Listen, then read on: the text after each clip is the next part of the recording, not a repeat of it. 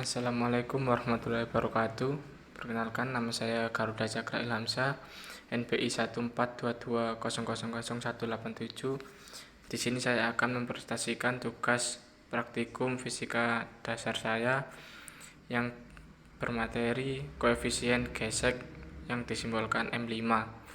Di sini ada beberapa format penulisan. Yang pertama, abstrak. Pada praktikum ini dilakukan dua percobaan yang menentukan koefisien gesek kinetik dan koefisien gesek statis, serta mengetahui dan menentukan faktor-faktor yang mempengaruhi koefisien gesek kinetik dan statis. Lanjut bab 1, pendahuluan. 1.1 latar belakang. Gaya gesek selalu ada dalam kehidupan sehari-hari karena pada setiap aktivitas yang dilakukan selalu ada sentuhan baik pada makhluk hidup maupun benda mati. Aktivitas berjalan juga dipengaruhi oleh gaya gesek antara kaki dan lantai atau tanah. Jika tidak ada gaya gesekan antara kaki dan tanah, maka akan licin dan kemungkinan tidak akan bisa berjalan karena tergelincir. 1.2 Permasalahan. Bagaimana menentukan koefisien gesekan statis M5 dan kinetik MK? 1.3 Tujuan. Menentukan koefisien gesekan statis MS dan kinetik MK. Bab 2 Tinjauan pustaka. Permukaan benda yang meluncur di atas permukaan benda yang lain, keduanya akan saling melakukan gaya gesekan yang sejajar dengan permukaan. Arah gaya gesek suatu benda berlawanan dengan arah gerak pada relatifnya. Misalkan sebuah balok meluncur dari kanan ke kiri di atas permukaan bidang.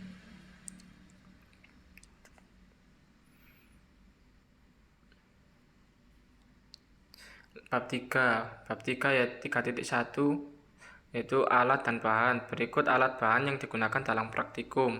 Yang pertama, papan gesekan.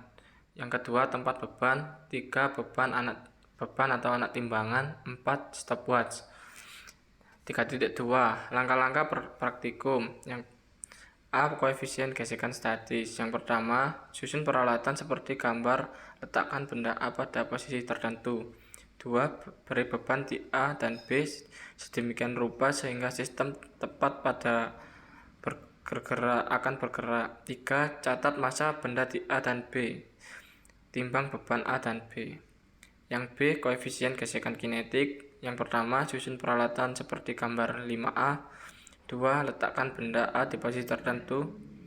Tanya asisten, lalu diberi beban di A dan B sehingga sistem bergerak.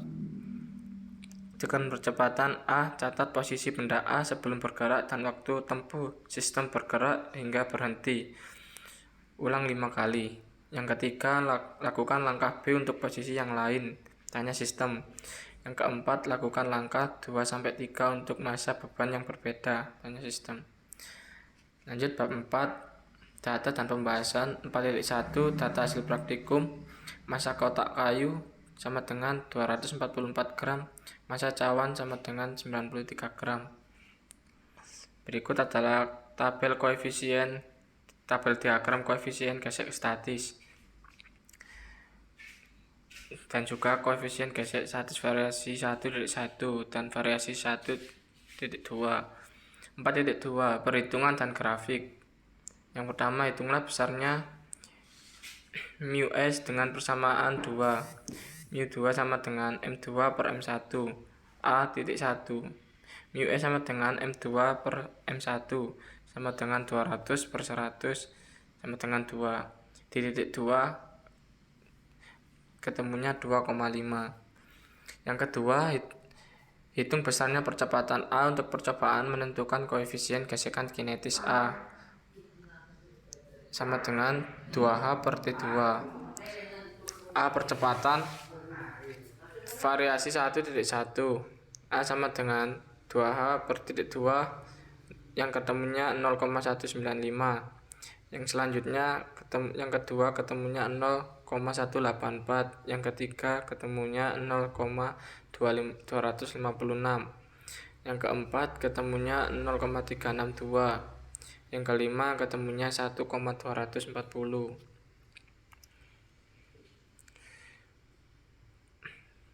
Yang ketiga, hitunglah persamaan μk dengan persamaan 5. Μk sama dengan M2 per M1 dalam kurung M1 plus M2 per M1 A per G. Di sini yang A ketemunya 1,37, yang B variasi 2.2 ketemunya 1,18. Yang 4, buat grafik M2 sebagai 9 fungsi. Berikut adalah diagram grafik M2. Yang kelima, tentukan besar μk berdasarkan grafik tersebut, kemudian bandingkan dengan hasil nomor 3. Berikut adalah rumusnya. Yang A ketemunya 1,37, yang B ketemunya 1,18. Bab masih dari 4.3 pembahasan. Dari percobaan di atas bahwa semakin berat benda atau M2 semakin nilai koefisien gesekan statis. Sebaliknya, semakin banyak berat benda M1 semakin besar nilai koefisien gesekan statis. Bab 5, kesimpulan dan saran. 5.1 kesimpulan. Yang pertama, permukaan landasan yang digunakan mempengaruhi besar koefisien gesek statis. Yang kedua, massa tidak mempengaruhi besar koefisien gesek statis dan kinetik. Yang ketiga, kemiringan landasan mempengaruhi besar koefisien gesek statis dan kinetik. Semakin besar sudut kemiringan, maka semakin besar koefisien gesek statisnya. Namun untuk koefisien gesek kinetik terjadi sebaliknya. 5.2 saran. Praktikum selanjutnya agar diharap mempersiapkan materi sebelum mengenai percobaan yang akan dilakukan. Pertama, langkah kerja dan prosedur kerja yang akan dilakukan. Lanjut, daftar pustaka. Ini saya ambil dari web atau Google, silakan dilihat. Selanjutnya, lampiran tugas pendahuluan. 1. Buktikan persamaan 2, 3, dan 6. Persamaan 2 yaitu μs sama dengan M2 per M1 yang hasilnya ketemu ini. N1 sama dengan M2 sama dengan M1 dalam kurung T2 per 2 pangkat 2 plus T0 pangkat 2 kuadrat T1 kuadrat plus T0 kuadrat.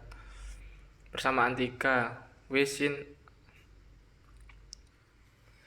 Kita lanjut di persamaan 3, W sin eta min Fs sama dengan 0, M kali G kali sin eta per mu Sn sama dengan 0, N sama dengan M kali G cos eta. Di sini Fs sama dengan M kali G kali sin eta per M kali G kali cos eta. Di sini persamaan 6, M2 per M1 sama dengan μk plus A per G A per G kali A. Dan ini hasilnya. 2. Tunjukkan bagaimana μk dapat ditentukan dari grafik M2 per M1 sebagai G per G min A dari persamaan 6. M2 per M1 sama dengan μk plus A per 9 tutup kurung 9 per 9 min A.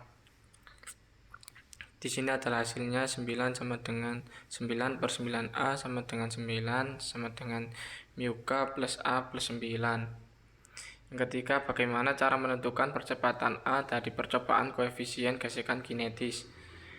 Gaya gesek kinetis atau dinamis terjadi ketika dua benda bergerak relatif satu sama lainnya dan saling bergesekan. Koefisien gesek kinetis umumnya dinotasikan sebagai μk dan pada umumnya salah lebih kecil dari gaya gesek statis untuk material yang sama. Yang mempengaruhi gaya gesek adalah sebagai berikut. Koefisien gesekan adalah tingkat kekerasan permukaan yang bergeser makin agar kontak bidang permukaan yang bergesek makin besar gesekannya. Cara merumuskan gaya normal adalah dengan memakai persamaan hukum 1 Newton yang benda di atas bidang datar ditarik gaya mendatar. Berikut adalah rumusnya. N sama dengan W sama dengan M kali G. Benda di atas bidang datar ditarik gaya membentuk sudut, benda di atas bidang miring membentuk sudut. Demikian presentasi dari saya, kurang lebihnya saya mohon maaf. Saya akhiri. Assalamualaikum warahmatullahi wabarakatuh.